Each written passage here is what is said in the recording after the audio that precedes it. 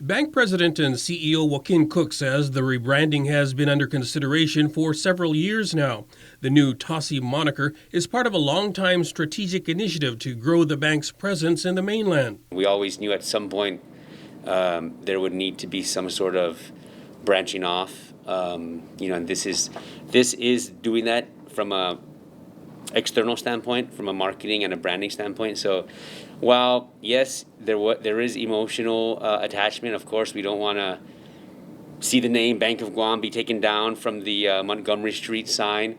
It'll still be there because anywhere you see Tasi Bank, they'd always say Division of Bank of Guam. He says the name, which means ocean in Chamorro, and the wave logo are designed to visually connect cultures spanning 6,000 miles from Guam to San Francisco.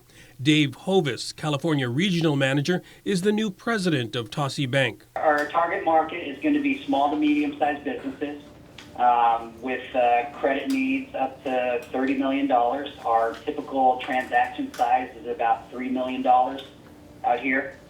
We'll continue to replicate the same model that we've been using over the last 10 years. He adds that they're eyeing the San Diego market for initial expansion. In order for us to survive, we have to be nimble.